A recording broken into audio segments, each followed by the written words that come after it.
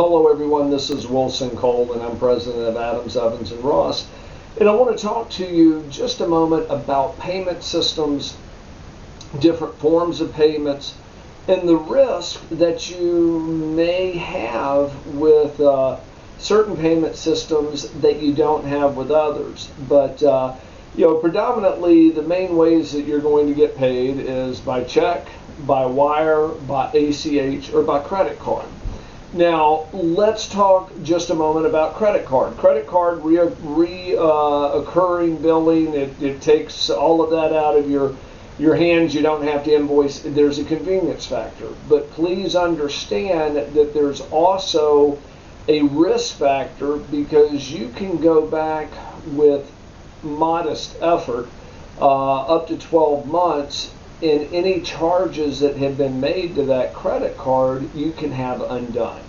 So if you're doing weekly payments, whether you're providing staffing or if you're doing a lump sum on a recruiting on a direct hire, understand that if that candidate were to leave or something along those lines 60 days later, they could reverse those charges. If they're paying with an American Express, in my opinion, American Express is very easy to have something reversed on there, and sometimes that's good. I use American Express, and if there's a fraudulent charge or something that comes up, they're very easy to work with if you're the customer. But if you're the vendor, you probably have a slightly different perspective of that. The other way, of course, is check, ACH, or wire.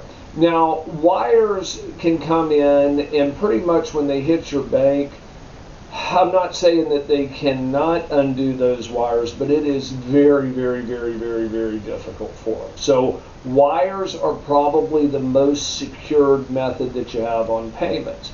What a lot of people don't realize is with checks and with ACHs, you can reverse an ACH and a check typically up to 3 days from the statement date, which is typically on the 1st.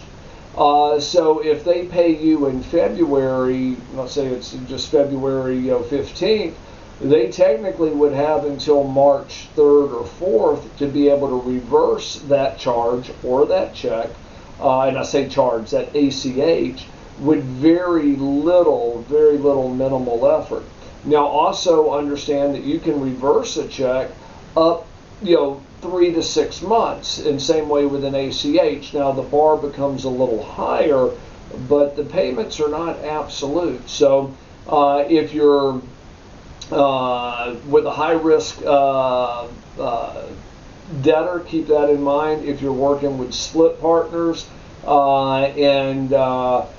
just make sure that everybody's on the same page, that if the charge doesn't clear or something along those lines, then of course they give back their funds or their portion of the funds. But just kind of keep that in mind. Now we're going to go in some of the other videos and talk about checks that can not only be reversed, but how long it sometimes takes for checks to show up as NSF or returned.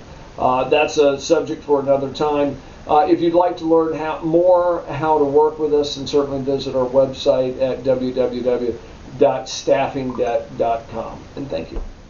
Hey guys, it's Wilson again, and this video was brought to you by Adams, Evans & Ross. And if you like the video, please make sure that you click on the subscribe button and also like the video. If you have any questions or comments, please leave those below as well. If you'd like to learn more about our company, please visit our website at staffingdebt.com. And also remember, if there's no collection, there's absolutely no cost at all.